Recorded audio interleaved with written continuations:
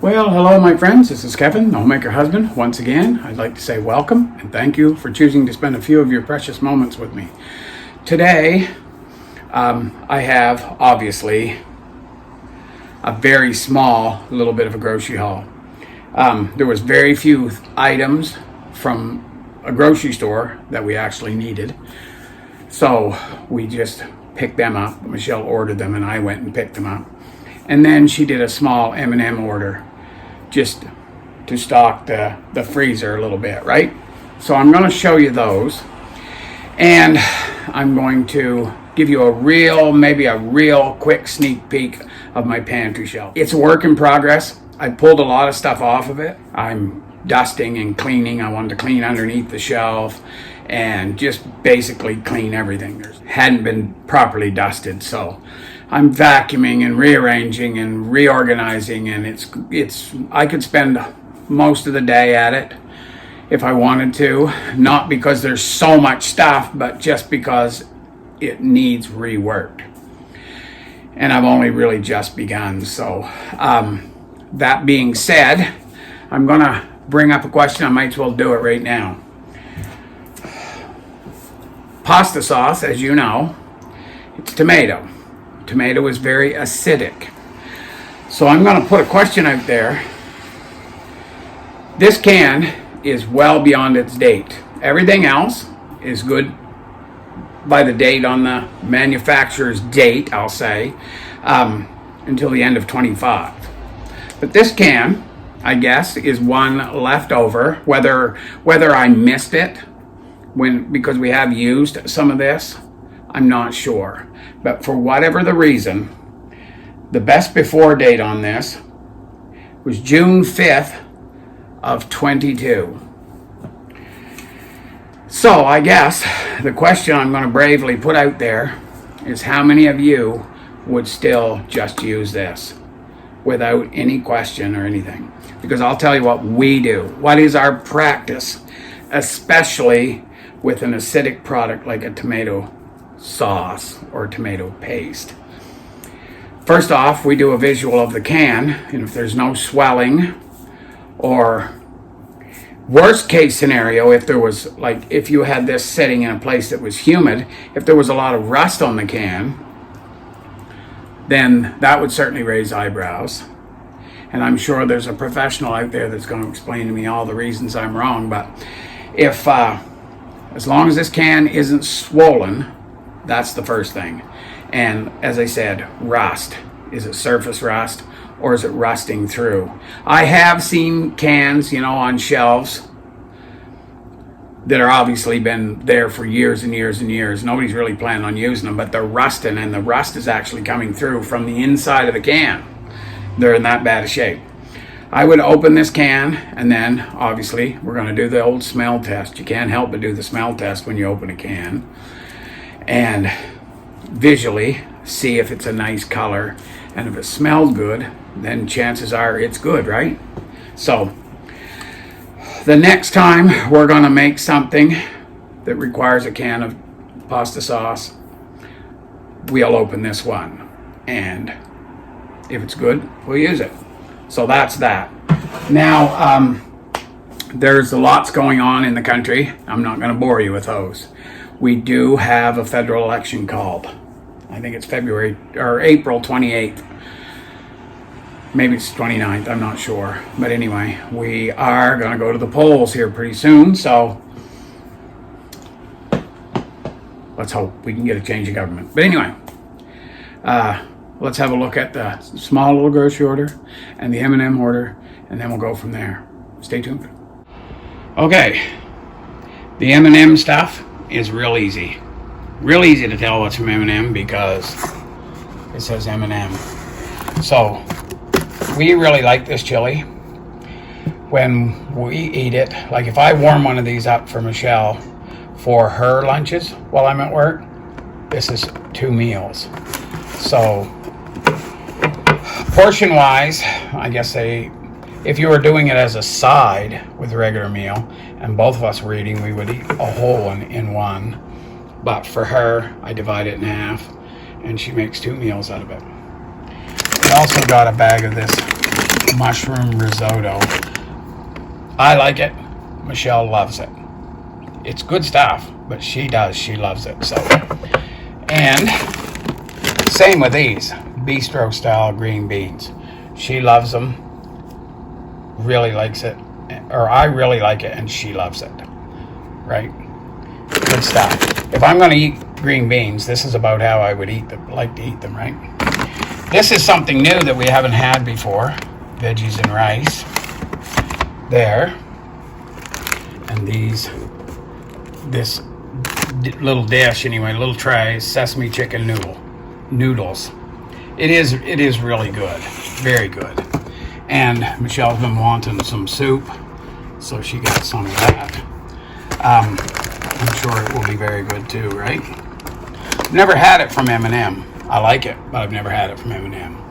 And then this box of classic stuffed potatoes. I realize I'm casting a shadow there, aren't I? They're pretty darn good. And then this spinach and artichoke and cheese dip.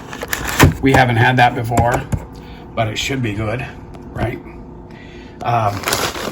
Now, switching over to the few things we got from Walmart. Got a bag of these green giant peas because they're on sale. They're going in the store, the freezer store. And a bag of the green giant corn. We eat a lot more peas than we do corn. Corn is one of the most GMO'd vegetables there are available in this part of the world. So I don't know about other parts of the world, but I'm going to say that. And we don't eat a lot of it, but I like the flavor of it, so yeah. Now, 1 tube of medium ground beef. She said she thought she ordered 2. There was a little complication with the app and the availability of it. For whatever reason, we ended up getting 1, so that'll have to do for now. Now, hummus. This is just traditional hummus. I like the supremely spicy stuff, they call it, but this is good too. We also have a recipe to make our own hummus, and it's really very good. It's not too complicated. I guess the worst thing is getting the little shell off the chickpeas or whatever you call it. If you have a really good blender, you'll just chop them right up and you won't even notice it. But so yeah, we have made our own. The hardest thing to get is tahini. That's kind of hit and miss in this part of the world. I suppose it will be getting easier for reasons that I won't even go into. But do you guys, have you ever made this? Do you like it? Even if you didn't just like the hummus part, you could flavor it with something that you really did like, and then you'd find it quite tolerable. I love it. Michelle loves it. So, okay, moving on. She wanted to have some butter around, so she picked up this, and it will probably, that's the complete French side, I guess. So, if you read and speak French, there you go. And find the English part for the rest of us. Lactose-free salted butter, right? So that is for her. Well, I mean, I would eat it too. It doesn't bother me, right? And she also had to have these. Once again, the French side. This is the English side. Now, Michelle was wondering, do any of you have a lactose intolerance? And do you use these? For her, it seems to be kind of a hit and miss. Sometimes they work, sometimes they don't. So she wonders if maybe they're all basically placebos at some point, right? And we picked up another box of this. This works really good on sandwiches. And as I always say, if we're wanting to make a breakfast that involves bacon on a weekday morning when I have to go to work, this stuff saves a lot of time, right? Picked up another 1 liter of the coffee cream for me. Still enjoying that very much so. Got 2 bottles of this. They call it water enhancer, flavor enhancer. 2 of these for me, and 2 packages of this Black Forest ham for sandwiches. And sometimes, truthfully, if I'm making like an omelet, I'll take 2 or 3 slices, chop it up real small with some of this, whatever kind of meat you might want in it, and make it the omelet with it. And it's really very good. And another bottle of this great value brand laundry detergent. Works very, very well. So yeah, that is the little grocery haul. So stay tuned. I may get brave and take you in and show you the pantry. As I said, it's a work in progress. Got a lot of work to do. And the thing is, I can't just settle in and do it all at once. So bear with me. Okay, now when I show you all this stuff, like you can see this shelf here, there's a lot of empty bare shelf there. And there is here. I'm going to take the camera and I'm going to give you a quick pan here. There's lots of bare shelf right now, and a lot of the reason is I have actually taken some stuff out of here and carried it out to the other room because I need to clean the wire shelves themselves and reorganize. This shelf here, I want to spread it out a little more so that I can actually see what I have more than anything. The shelf below here is like soups and stuff like that. There's some things like luncheon meats and whatnot, and some of our stock is getting down on that, and that's okay. We're gonna build it back up. Obviously we have to do it slower at this point because things cost so much more money, but I will say that having the store here is a great advantage, right? Just when it comes to buying groceries, because you can pick a few things off here, and yeah, when you have other things that cost more money, like the laundry soap and stuff like that, and Michelle's lactose pills are quite expensive, so you have to kind of pick and choose, and the pantry shelf helps. Now, I also want to say that we have food in other places that you don't see, right?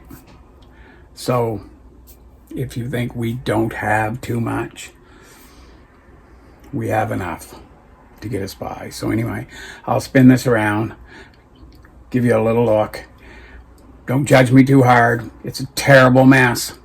I have ADHD and I tend to make a really big mess in the process of organizing. If any of you know anybody that has that like I do, and there are people that are a lot worse than me, but this stuff, I can make quite a schmozzle of it. But anyway, I'll give you a quick look, and as I said, please don't judge me too hard. I'll get it sorted out. When it is all sorted out, I will show you that. I'm purposely standing right here blocking another shelf that's there underneath that yellow cabinet. And it has a lot of stuff on it, and it's got a lot of stuff on it that's more the long-term storage stuff in the store. So I'm not going to show that at all today, really, so stay tuned. Okay, up there is a lot of stuff. That's Michelle's sewing machine is in that box, and just stuff that obviously a cooler, and that's an air mattress up there, and I'm not even sure what the one thing underneath is, but something to do with like sort of along the camping motif, right?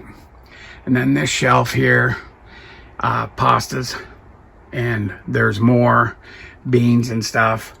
Stovetop back in there. There's only 3 boxes left there. That's the Ritz crackers. As you can tell, our spinach that we've done in the dehydrator, and there's peas and mushrooms and stuff in there that we did in our own dehydrator, and we're currently using them, right?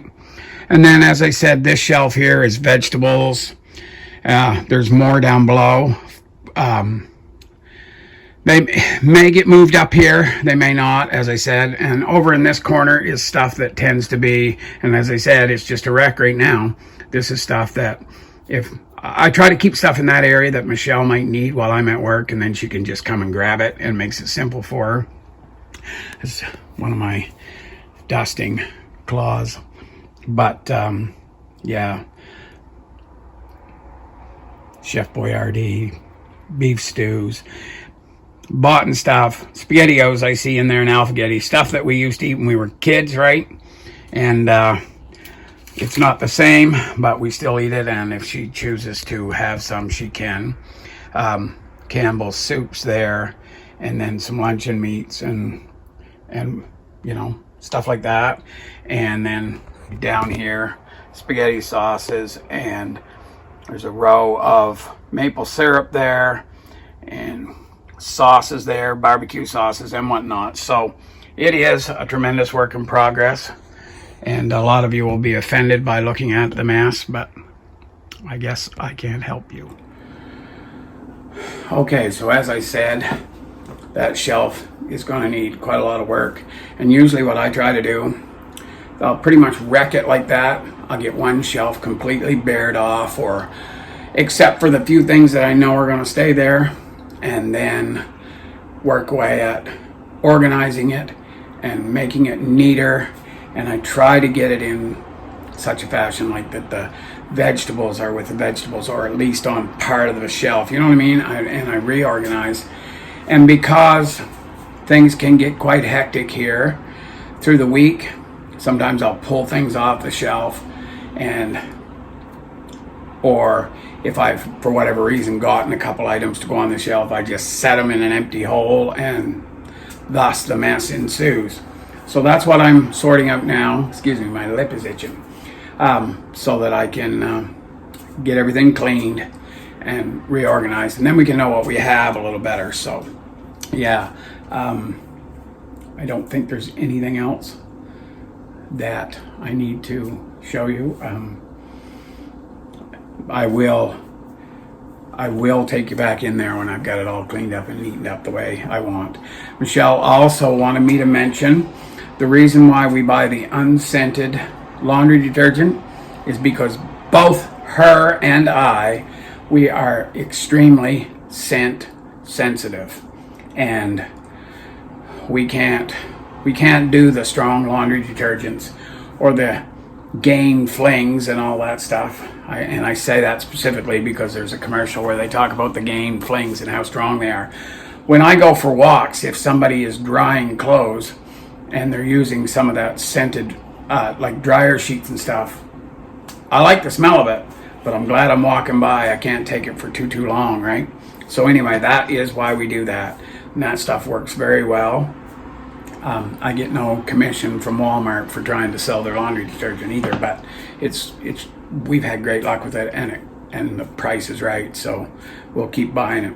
Anyway, many of you have sent prayer requests, and always I want you to know that I got you covered. Pray for you every morning. Pray for you all as a group, and I'll pray specifically for you or your loved one by name if you tell me. Also, many of you tell us that you're praying for us, and we do appreciate that.